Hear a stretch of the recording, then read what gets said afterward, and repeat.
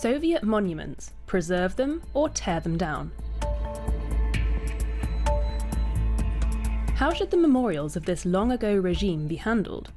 Are they legally protected graves of fallen soldiers, or rather propaganda symbols of a totalitarian system? Nearly 35 years after the fall of communism in Eastern Europe, this debate has flared up again, especially in Bulgaria.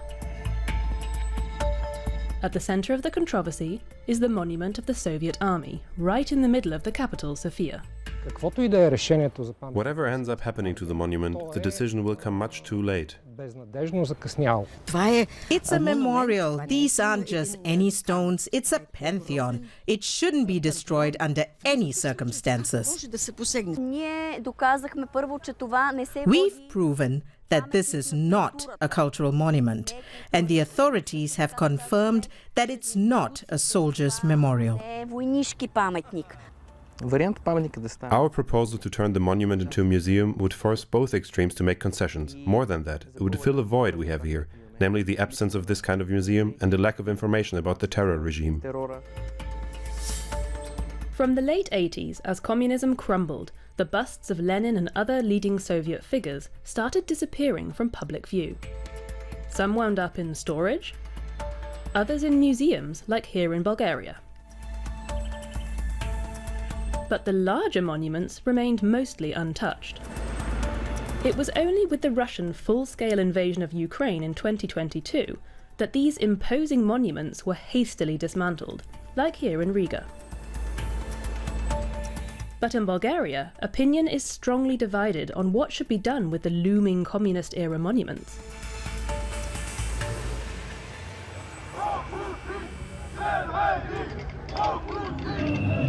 May the 9th, 2023 is a divisive day in Sofia. Soviet, Russian, European and Bulgarian flags are seen flying in the Bulgarian capital. Some are here to commemorate the Day of Victory over Nazi Germany. Others are celebrating Europe Day, which also falls on May the 9th. The debate over the Soviet Army Memorial has split Bulgarian society for many years. In a sea of messages ranging from anti-NATO to nationalist to pro-Europe,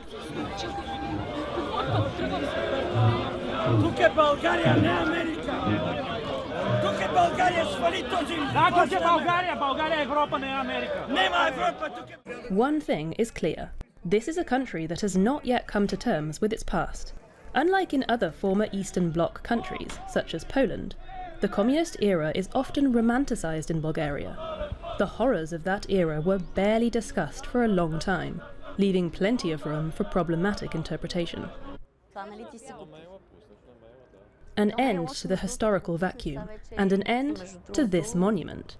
That's what these residents of Sofia want. We've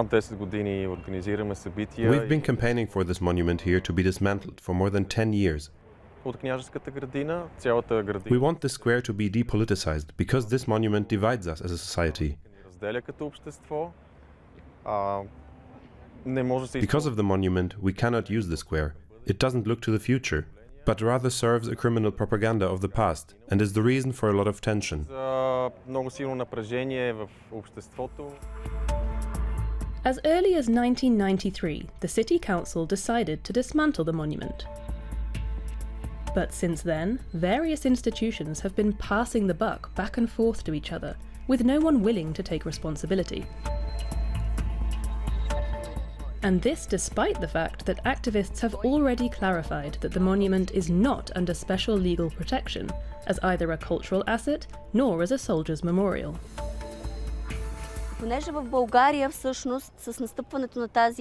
Following the invasion of the Red Army, a communist regime was established in Bulgaria. This monument was created during a time when, in an unfree regime, occupiers called themselves liberators. This is what we wanted to show. Today we see something similar happening in Ukraine. An army simply invades a country and declares itself a liberator when it wins the war. This also happened in Bulgaria at that time. Когато спечели подобна армия, както се случва в България, тя нарича себе си освободителна. At the end of World War II, the Soviet Union was one of the victorious powers over Nazi Germany. During the Cold War, this alliance split, and Bulgaria became part of the Soviet-dominated Communist Eastern Bloc. Bulgaria's unique case in the history of East European countries after the Second World War, because Bulgaria, being ally to Nazi Germany, maintained peace with and active diplomatic relations with the Soviet Union during the whole pace of the Second World War. Second, Bulgaria was occupied by the Red Army in September 1944 without any resistance, but the occupation had no reason and absolutely no pretext. The destruction of the Bulgarian political and cultural elite was the highest in comparison with the other East European countries. And at the same time, Bulgaria is the only country in Eastern Europe which was never able to create a coherent and clear politics of memory, to establish the assessment of the regime, the occupation, and the legacy of communist regime in Bulgaria. Some are filling in the blanks in the country's historical reappraisal with bright colours. In 2011, the anonymous artist group Destructive Creation painted the monument to the Soviet army as superheroes. Since then, the monument has been a site of social protest, with many people joining in. In 2013, the monument shone in pink as an apology for the participation of the People's Republic of Bulgaria in the suppression of the Prague Spring movement in 1968.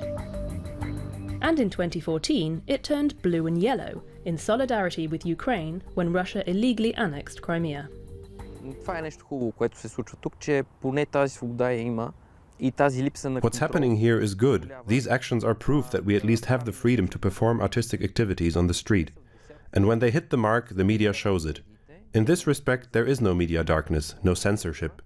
We at least contribute to a dialogue with our actions. How that dialogue is conducted is another matter. Проблем е, че дискусията е на нивото на начина, по който ние в България водим дискусии. Whether actions like this are prosecuted or not often depends on the shifting constellations of political power. Reason enough to remain anonymous.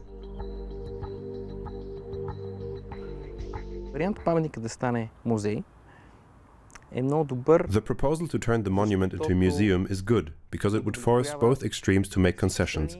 But more than that, it would fill a void we have here, namely the absence of this kind of museum and the lack of information about the terror regime. Като липсата на музей, липсата на информация. If you destroy the memorials altogether, then you're acting like the communists back then. Защото ако They also destroyed the monuments they came across. правиш като комунистите, които са разрушили предишните паметници. Turning the monument into a museum, or perhaps transporting it to an existing museum, that's also been proposed. And Sofia does have a fitting location. The Museum of Art from the Socialist period.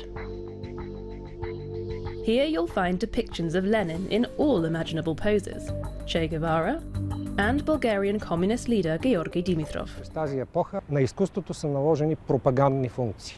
Фактически то става един During that time, art had to serve propaganda. идеология. Партията в лицето на комунистите It became a tool of political power and ideology. получава се една партия. The Communist Party melded with the state, and this one-party system controlled every sphere of public, political, cultural, and every other aspect of life. Всякакъв друг живот. Art was not excluded from these processes. Изкуството, разбира се, не остава в страни от тези процеси. Nikolai Ustavalisky has been director of the museum since 2011 and has followed the debate over the Soviet Army monument in Sofia with interest. Would the monument fit in the museum's football pitch-sized park? It turns out the museum director has another suggestion. Има една идея паметника да бъде демонтиран. There is the idea of dismantling the monument and removing it to the city of Dimitrievgrad, about 200 or 250 kilometers from Sofia. The interesting aspect there is that this city was founded in the early years of socialism. It was built out of nothing. Dimitrievgrad became a symbol of the construction of a new socialist society in Bulgaria. Moving the monument there really isn't an outlandish idea, because Dimitrievgrad itself is a monument to socialism. A monument like the one in Sofia, which honors a foreign army, could find an appropriate place there. Може би ще си намери така своето място именно там. But the Bulgarians who celebrate May the 9th as a victory day see things very differently. Holding photos of relatives who were killed in the Second World War and Russian flags, the people we spoke to were in agreement. The monument should stay where it is and remain a symbol of the fight against fascism. Той е общ паметник, който трябва да подсказва, че в тази война. This is a joint memorial that must remind us that so many people died in this heinous, bloody and ruthless war. People who never wanted the war. Their memory must be kept alive. And this war is still going on, the war with the West, meaning the war between the United States and Russia. Since then, Russia has been a thorn in the side of those who want to use the enormous resources of Russia for their own gain. В очите на тези, които са искали да вземат само огромните и богатства. Too little reappraisal, too much disinformation. Putin's propaganda narrative in the current war against Ukraine falls on fertile ground in Bulgaria, a country that has never completely escaped Russian influence. Some 35 years after the end of the old regime, Bulgaria faces an important challenge: confronting and dealing with its past. The Russian war of aggression against Ukraine has brought this debate back into focus. Bulgaria is wrestling with its own identity. The EU and NATO member state has a daunting task ahead.